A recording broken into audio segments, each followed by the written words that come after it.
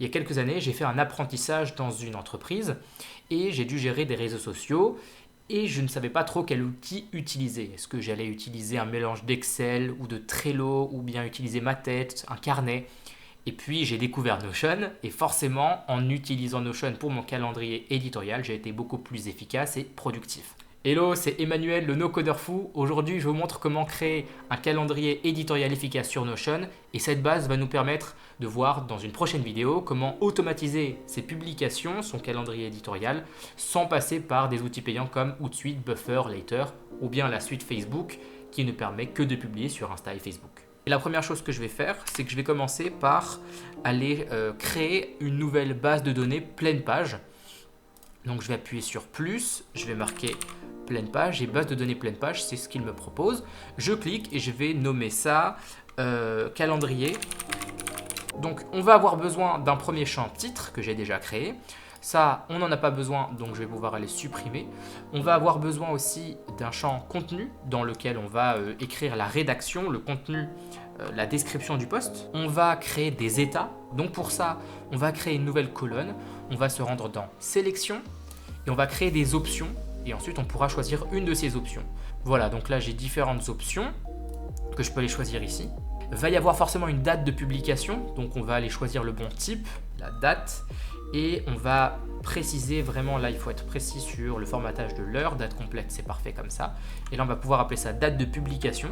Et ensuite forcément on va y avoir sur quel réseau social, sur quelle plateforme on veut aller poster ça. Donc on va choisir encore une sélection, on va dire que c'est une plateforme. Et on va aller choisir les bonnes options. Donc LinkedIn, Facebook. Et là déjà on est pas mal. Tac, tac, tac. Et donc là, je vais aller choisir une date avec une heure spécifique. Et puis forcément aussi, il va falloir rajouter une image de couverture, une image pour le post. Donc on va aller choisir une URL, on va appeler ça image. Et ici, à chaque fois qu'on aura une image, il va falloir déposer l'URL. Donc là, je vais juste aller populer un petit peu la page. Là, pour gagner un petit peu de temps, je vais faire appel à l'IA de Notion et en fait, je vais lui demander de me créer le contenu que je vais déposer ici. C'est un petit trick qui peut être utile. Donc, je lui demande de me créer un post Facebook dans lequel j'explique que j'ai créé une nouvelle vidéo pour les réseaux sociaux et je lui demande d'ajouter des emojis. Donc là, je lance et normalement, il va le faire et après, j'aurai juste à le copier-coller dans contenu. Là, il est en train de le faire en direct, c'est magnifique. Et voilà, il a même retrouvé l'image. Vraiment, il est trop chaud. Voilà, je vais pouvoir copier, coller. Donc là, je vais le faire pour tous et j'accélère un petit peu.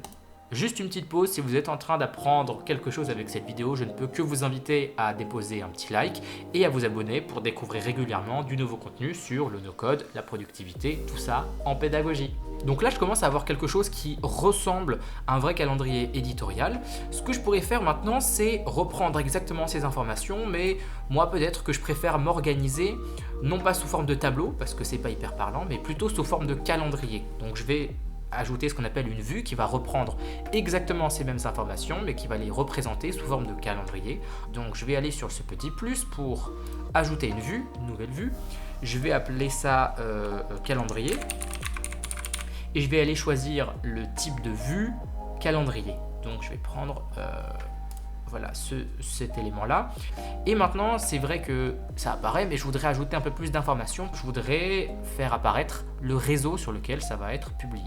Pour faire ça, je vais aller sur les trois petits points, je vais aller dans propriétés et là on voit que tout ça c'est masqué. Donc ce que je voudrais faire, c'est par exemple faire apparaître la plateforme. Pour ça, je vais aller sur le petit œil et en cliquant, on voit que ça s'affiche et surtout que ici, les réseaux apparaissent. Maintenant, une autre manière de procéder encore, c'est d'utiliser ce qu'on appelle une vue Kanban où on va présenter toutes les étapes pour créer un post, donc ajouter une image, ajouter du texte, programmer, publier, etc. et le faire passer d'étape en étape pour voir où est-ce qu'on en est de tout notre calendrier. Donc, on va appeler ça par exemple étape par étape et on va choisir la vue Kanban. Et en fait, ce qu'on va faire, c'est que on va grouper par sélection, effectivement. Et là, il a bien créé étape par étape. Donc là, on a toutes les étapes. C'est juste qu'on voudrait le mettre maintenant dans le bon ordre, donc on va aller dans grouper et on va refaire l'ordre. Donc d'abord c'est à commencer, ensuite c'est texte à créer, image à créer, est-ce que c'est programmé et est-ce que c'est publié. Et là effectivement, si jamais je vais créer un nouveau post, il faut que je commence. Une fois que c'est commencé, je vais commencer par ajouter le texte, puis par trouver une bonne image, puis par le programmer dans mon système. Et puis automatiquement, mais ça ce sera dans la prochaine vidéo, on va faire en sorte que dès qu'un post est publié sur Facebook ou sur LinkedIn, automatiquement, ils le mettent dans publier, comme ça je sais que c'est hors de ma tête et que je peux continuer à me focus sur les autres posts en question. Ok, donc maintenant, dernière chose, je voudrais avoir une vue de toutes les publications qui n'ont pas encore de date de publication et je voudrais les faire glisser dans un calendrier que je vois juste dans le même écran à droite. Donc comment est-ce qu'on fait ça? Il va falloir sortir de la vue base de données. Là, on est dans une base de données, donc on ne peut pas ajouter du texte plus bas ou d'autres choses. Donc je vais aller dans une autre page, par exemple mon dashboard sur lequel on était parti. Je vais sauter quelques lignes et je vais commencer par faire plus et ajouter 2 colonnes. Donc je peux taper 2 colonnes, là il le retrouve bien.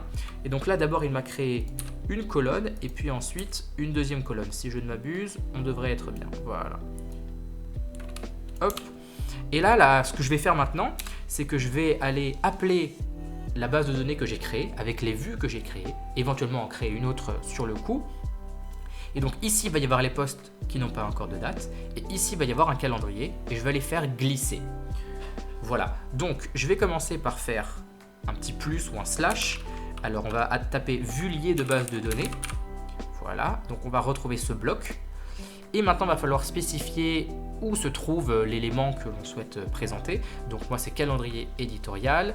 Et en fait, moi, ce que je vais faire, c'est que je pourrais reprendre l'une de ces choses qui existent déjà, par exemple mon calendrier. Mais moi, je vais créer une nouvelle vue vide et je vais créer carrément une galerie. Donc, je vais mettre des toutes petites pages. Je veux pas d'image de couverture, voilà. Et je vais appeler ça à planifier, ok. Et surtout, ce que je vais faire, c'est que je vais aller ajouter un filtre en disant montre-moi seulement les posts. Là, c'est les posts qu'on avait créés à l'avance qui n'ont pas de date de publication. Donc là où date de publication est vide. Et donc là, effectivement, il m'a filtré pour me montrer exclusivement les posts. Si jamais j'ajoute une date de publication, l'idée de post 3 va disparaître. Ok. Là, ça a bien disparu. Et maintenant, à gauche, je vais pouvoir aller faire slash vue liée de base de données et je vais reprendre le calendrier qu'on avait déjà créé auparavant. Donc calendrier, hop. Et donc là, par exemple, ce que je pourrais faire, c'est dire nouveau. Alors idée de poste 1, je voudrais le publier le lundi 20 mars. Voilà. Et donc là, je l'ai déposé ici et forcément, maintenant que idée de poste 1 a une date, il disparaît de là puisque le filtre le fait disparaître. Et donc là, hop. Ça, c'est pour mardi et ça, c'est pour mercredi. Et là, donc, on a déjà nos dates. Maintenant, éventuellement, ce qu'on pourrait faire, c'est ajouter une heure spécifique. Mais au moins, ça, c'est déjà fait. Et à partir de là, on a tous les éléments pour être plus productif et efficace quand on gère nos réseaux sociaux et notre calendrier éditorial. Ça peut aussi marcher pour des blogs et pour d'autres choses. Dans une prochaine vidéo, je vais vous montrer comment, à partir de ce système spécifique, on va pouvoir automatiser tout ça pour envoyer sur Facebook, sur Insta, sur LinkedIn, l'envoyer à la bonne heure, faire présenter l'image, le contenu, tout ça de manière automatisée avec mon outil d'automatisation préféré Make, anciennement Integromat. J'espère que cette vidéo vous a plu, que vous avez appris quelque chose, que vous pourrez réutiliser ce système. Merci beaucoup d'avoir visionné cette vidéo jusqu'au bout, je vous souhaite une très bonne journée. À très bientôt, c'était Emmanuel le No Codeur Fou.